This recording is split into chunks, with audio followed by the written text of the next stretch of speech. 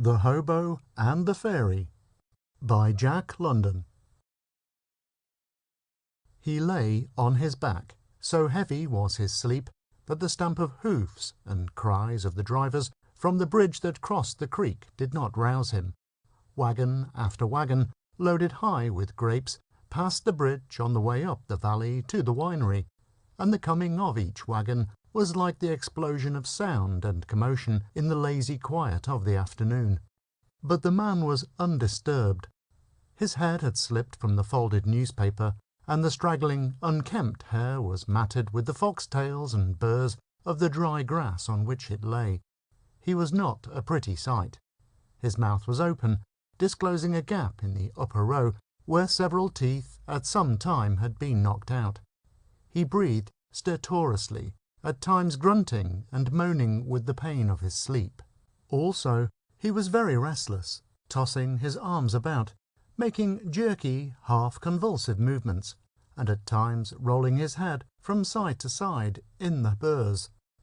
The restlessness seemed occasioned partly by some internal discomfort, and partly by the sun that streamed down on his face, and by the flies that buzzed and lighted and crawled upon the nose and cheeks and eyelids.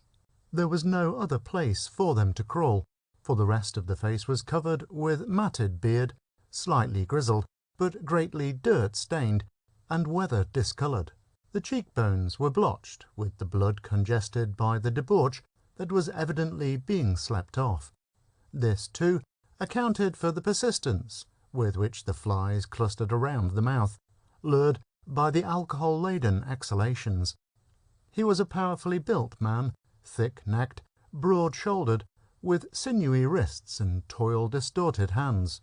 Yet the distortion was not due to recent toil, nor were the calluses, other than ancient, that showed under the dirt of the one palm upturned. From time to time this hand clenched tightly and spasmodically into a fist, large, heavy-boned and wicked-looking.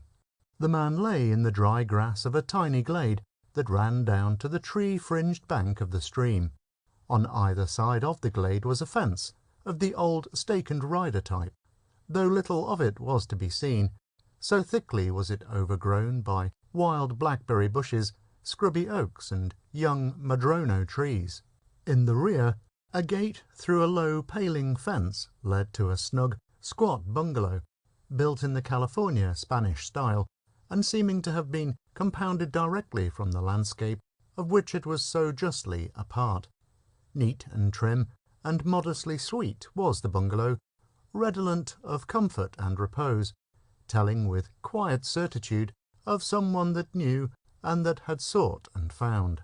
Through the gate and into the glade came as dainty a little maiden as ever stepped out of an illustration made especially to show how dainty little maidens may be. 8 years she might have been, and possibly a trifle more or less. Her little waist and little black stockinged calves showed how delicately fragile she was, but the fragility was of mould only. There was no hint of anemia in the clear, healthy complexion, nor in the quick, tripping step. She was a little, delicious blonde, with hair spun of gossamer gold and wide blue eyes that were but slightly veiled by the long lashes.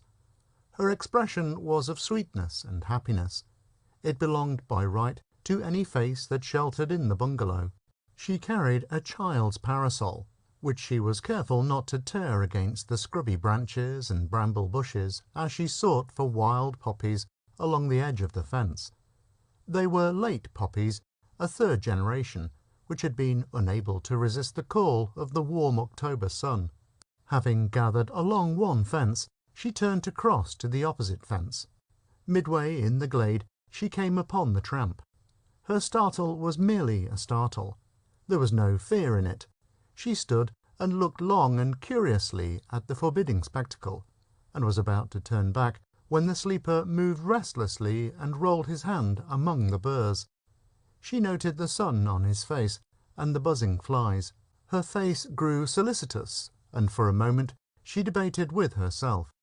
Then she tiptoed to his side, interposed the parasol between him and the sun, and brushed away the flies. After a time, for greater ease, she sat down beside him. An hour passed, during which she occasionally shifted the parasol from one tired hand to the other. At first the sleeper had been restless, but, shielded from the flies and the sun, his breathing became gentler and his movements ceased. Several times, however, he really frightened her. The first was the worst, coming abruptly and without warning.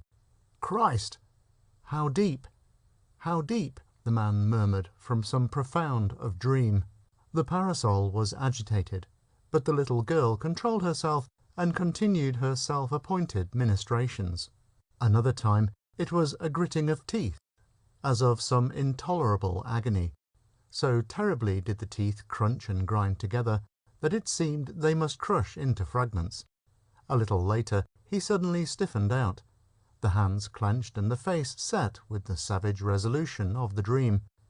The eyelids trembled from the shock of the fantasy, seemed about to open, but did not. Instead, the lips muttered, "No, no," and once more, "No, I won't peach." The lips paused, then went on. "You might as well tie me up, Warden, and cut me to pieces. That's all you can get out of me. Blood. That's all any of you'uns has ever got out of me in this hole." After this outburst, the man slept gently on, while the little girl still held the parasol aloft and looked down with a great wonder at the frowsy, unkempt creature, trying to reconcile it with the little part of life that she knew.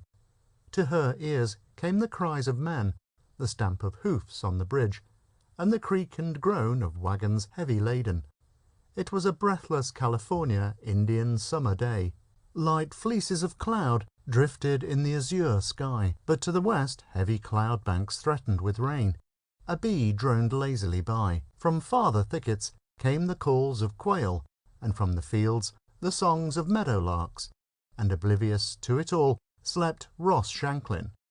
Ross Shanklin, the tramp and outcast, ex-convict 4379, the bitter and unbreakable one, who had defied all keepers and survived all brutalities. Texas-born, of the old pioneer stock that was always tough and stubborn, he had been unfortunate. At 17 years of age, he had been apprehended for horse-stealing. Also, he had been convicted of stealing 7 horses which he had not stolen, and he had been sentenced to 14 years' imprisonment. This was severe under any circumstances, but with him it had been especially severe, because there had been no prior convictions against him. The sentiment of the people who believed him guilty had been that 2 years was adequate punishment for the youth, but the county attorney, paid according to the convictions he secured, had made 7 charges against him and earned 7 fees, which goes to show that the county attorney valued 12 years of Ross Shanklin's life at less than a few dollars. Young Ross Shanklin had toiled terribly in jail. He had escaped more than once, and he had been caught and sent back to toil in other and various jails.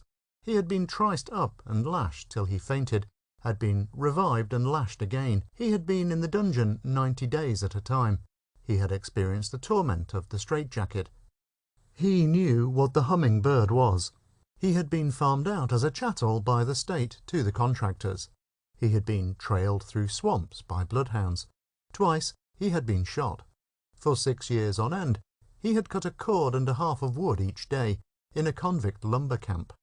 Sick or well, he had cut that cord and a half, or paid for it under a whip-lash knotted and pickled. And Ross Shanklin had not sweetened under the treatment.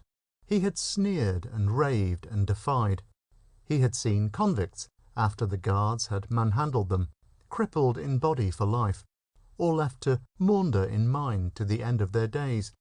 He had seen convicts, even his own cellmate, goaded to murder by their keepers, go to the gallows reviling God. He had been in a break in which 11 of his kind were shot down. He had been through a mutiny, where, in the prison yard, with Gatling guns trained upon them, 300 convicts had been disciplined with pick-handles, wielded by brawny guards. He had known every infamy of human cruelty, and through it all he had never been broken. He had resented and fought to the last, until, Embittered and bestial, the day came when he was discharged. $5 were given him in payment for the years of his labour and the flower of his manhood, and he had worked little in the years that followed. Work he hated and despised. He tramped, begged and stole, lied or threatened as the case might warrant, and drank to besottedness whenever he got the chance. The little girl was looking at him when he awoke. Like a wild animal, all of him was awake the instant he opened his eyes. The first he saw was the parasol, strangely obtruded between him and the sky. He did not start nor move, though his whole body seemed slightly to tense. His eyes followed down the parasol handle to the tight, clutched little fingers, and along the arm to the child's face. Straight and unblinking, he looked into her eyes, and she, returning the look, was chilled and frightened by his glittering eyes, cold and harsh, withal bloodshot, and with no hint in them of the warm humanness she had been accustomed to see and feel in human eyes. They were the true prison eyes, the eyes of a man who had learned to talk little, who had forgotten almost how to talk. "Hello," he said finally, making no effort to change his position. "What game are you up to?" His voice was gruff and husky, and at first it had been harsh, but it had softened queerly in a feeble attempt at forgotten kindliness. "How do you do?" she said. "I'm not playing. The sun was on your face, and Mamma says one oughtn't to sleep in the sun." The sweet clearness of her child's voice was pleasant to him, and he wondered why he had never noticed it in children's voices before. He sat up slowly and stared at her. He felt that he ought to say something, but speech with him was a reluctant thing. "I hope you slept well," she said gravely. "I sure did," he answered, never taking his eyes from her, amazed at the fairness and delicacy of her. "How long was you holding that contraption up over me?" Oh, she debated with herself. "A long, long time. I thought you would never wake up. And I thought you was a fairy when I first seen you." He felt elated at his contribution to the conversation. "No, not a fairy," she smiled. He thrilled in a strange, numb way at the immaculate whiteness of her small, even teeth. "I was just the Good Samaritan," she added. "I reckon I never heard of that party." He was cudgelling his brains to keep the conversation going, never having been at close quarters with a child since he was man-grown. He found it difficult. What a funny man not to know about the Good Samaritan. "Don't you remember? A certain man went down to Jericho." "I reckon I've been there," he interrupted. "I knew you were a traveller," she cried, clapping her hands. "Maybe you saw the exact spot." "What spot?"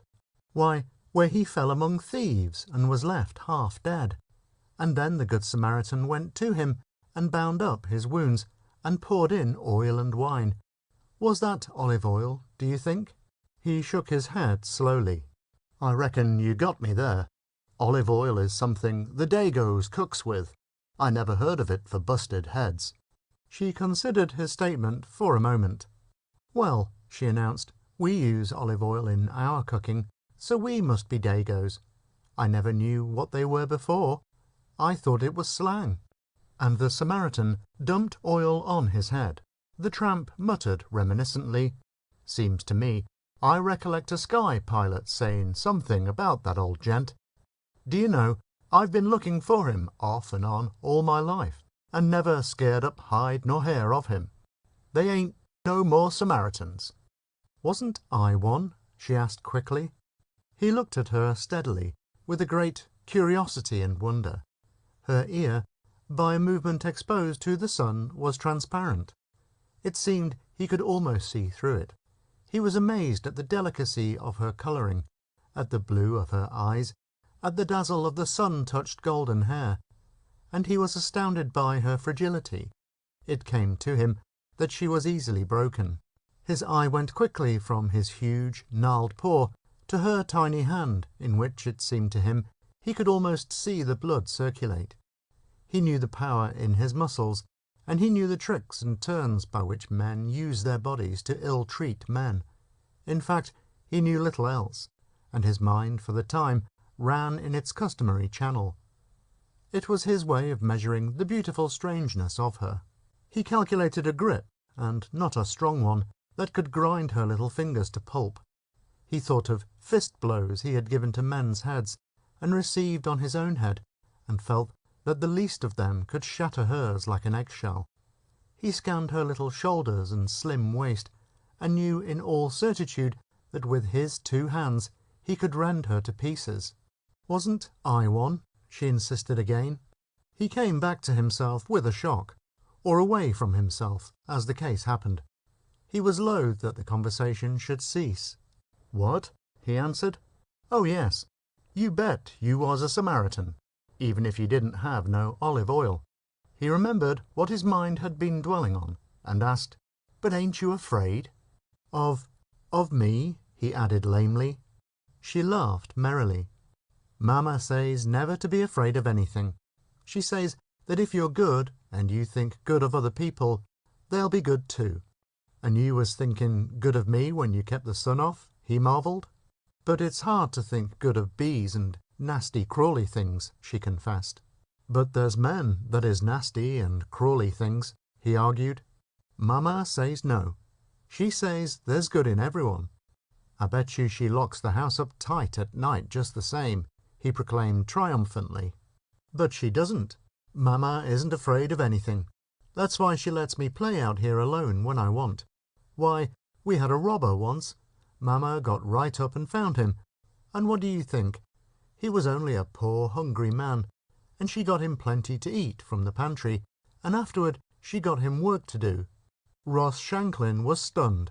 The vista shown him of human nature was unthinkable.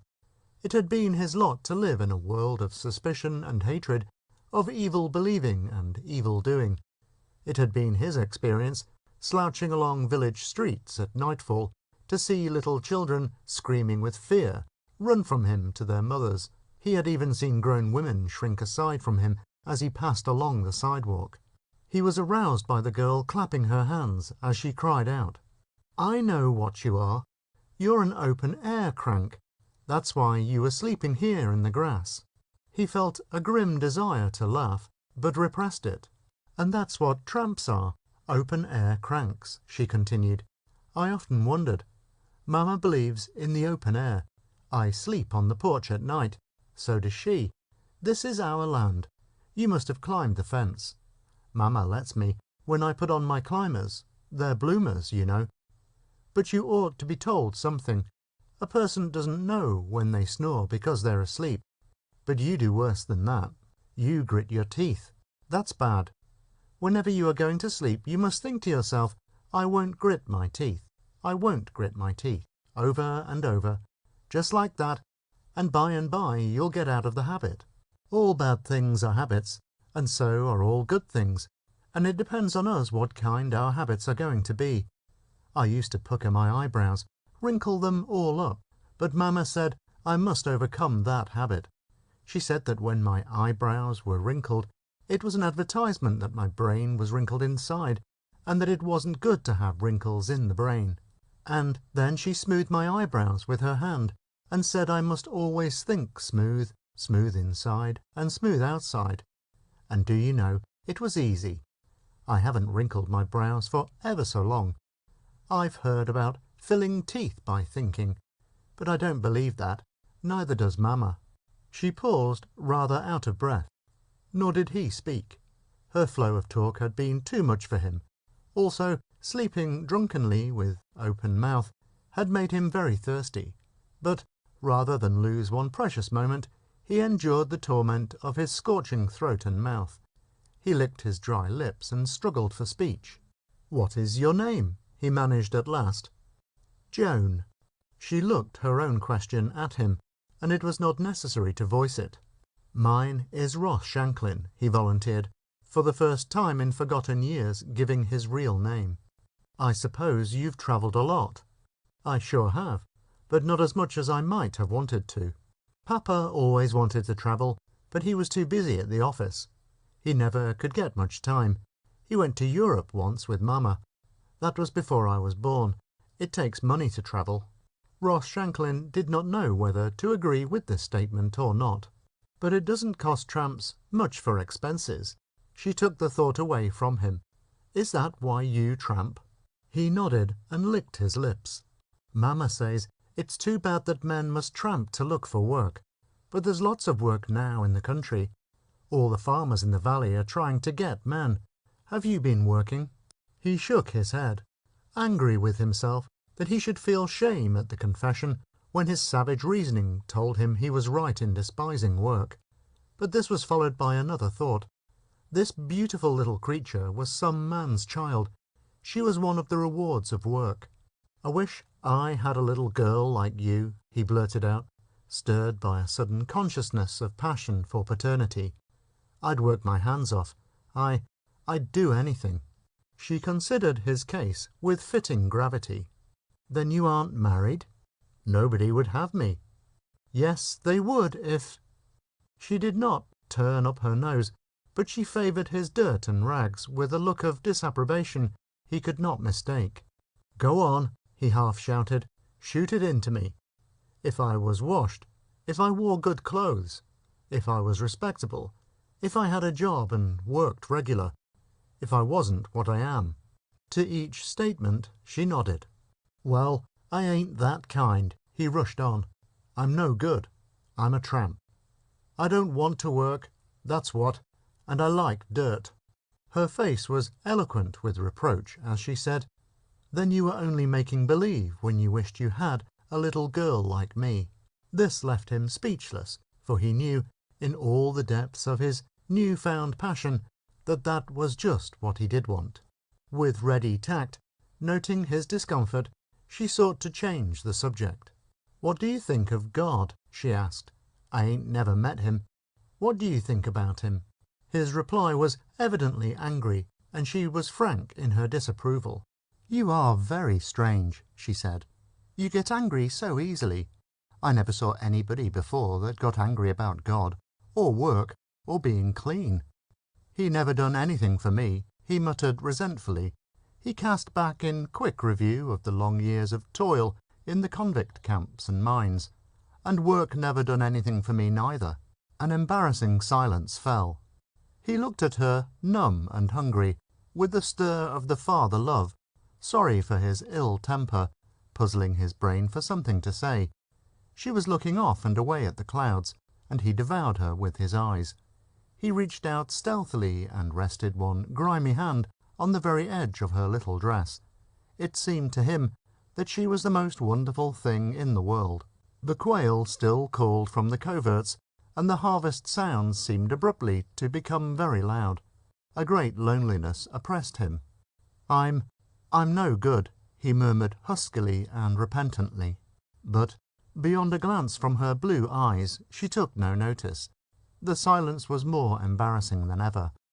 He felt that he could give the world just to touch with his lips that hem of her dress where his hand rested. But he was afraid of frightening her. He fought to find something to say, licking his parched lips and vainly attempting to articulate something, anything. This ain't Sonoma Valley, he declared finally. This is fairyland, and you're a fairy. Maybe I'm asleep and dreaming. I don't know. You and me don't know how to talk together, because, you see, you're a fairy and don't know nothing but good things, and I'm a man from the bad, wicked world.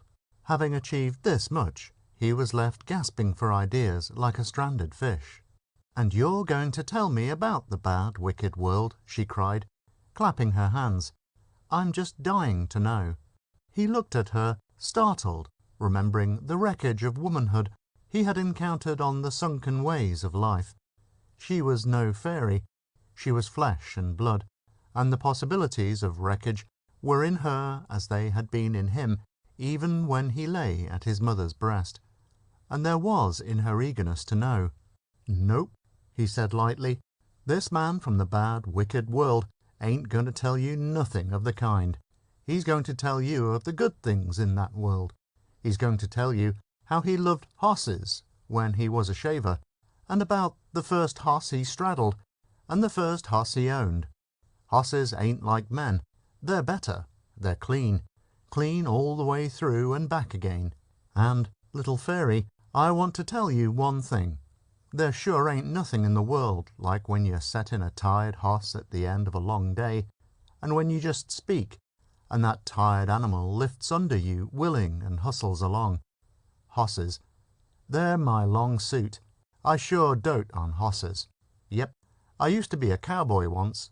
She clapped her hands in the way that tore so delightfully to his heart, and her eyes were dancing as she exclaimed, "A Texas cowboy! I always wanted to see one. I heard Papa say once that cowboys are bow-legged. Are you?" "I sure was a Texas cowboy," he answered, "but it was a long time ago, and I'm sure bow-legged. You see, you can't ride much when you're young and soft without getting the legs bent some. Why, I was only a 3-year-old when I begun. He was a 3-year-old, too, fresh broken. I led him up alongside the fence, dumb to the top rail, and dropped on.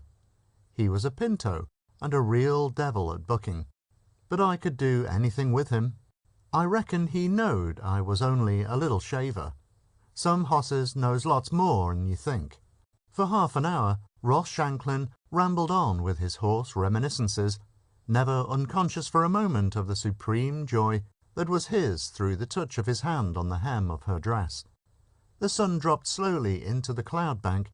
The quail called more insistently, and empty wagon after empty wagon rumbled back across the bridge.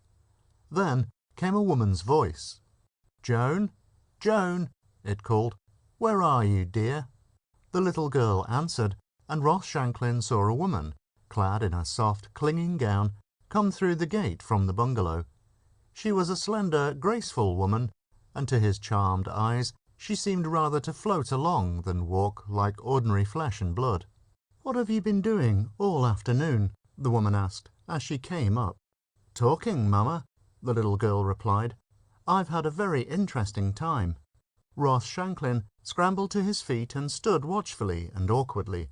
The little girl took the mother's hand, and she, in turn, looked at him frankly and pleasantly, with a recognition of his humanness that was a new thing to him. In his mind ran the thought, "The woman who ain't afraid." Not a hint was there of the timidity he was accustomed to seeing in women's eyes, and he was quite aware, and never more so, of his bleary-eyed, forbidding appearance. "How do you do?" she greeted him sweetly and naturally. "How do you do, ma'am?" he responded, unpleasantly conscious of the huskiness and rawness of his voice. "And did you have an interesting time too?" she smiled. "Yes, ma'am, I sure did. I was just telling your little girl about hosses." "He was a cowboy once, Mamma," she cried. The mother smiled her acknowledgment to him, and looked fondly down at the little girl. The thought that came into Ross Shanklin's mind was the awfulness of the crime if any one should harm either of the wonderful pair. This was followed by the wish that some terrible danger should threaten, so that he could fight, as he well knew how, with all his strength and life to defend them. "You'll have to come along, dear," the mother said. "It's growing late." She looked at Ross Shanklin hesitantly. "Would you care to have something to eat?" "No, ma'am, thanking you kindly just the same. I ain't hungry." "Then say good-bye, Joan," she counselled. "Good-bye." The little girl held out her hand, and her eyes lighted roguishly. "Good-bye, Mr. Man from the bad, wicked world." To him, the touch of her hand as he pressed it in his was the capstone of the whole adventure. "Good-bye, little fairy," he mumbled. "I reckon I got to be pullin' along." But he did not pull along. He stood staring after his vision until it vanished through the gate. The day seemed suddenly empty. He looked about him irresolutely, then climbed the fence, crossed the bridge, and slouched along the road. He was in a dream. He did not note his feet, nor the way they led him. At times he stumbled in the dust-filled ruts. A mile farther on, he aroused at the crossroads. Before him stood the saloon. He came to a stop and stared at it, licking his lips. He sank his hand into his pants pocket and fumbled a solitary dime. "God," he muttered, "God." Then, with dragging, reluctant feet, went on along the road. He came to a big farm. He knew it must be big because of the bigness of the house and the size and number of the barns and outbuildings.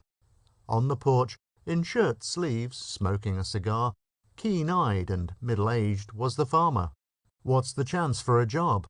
Ross Shanklin asked. The keen eyes scarcely glanced at him.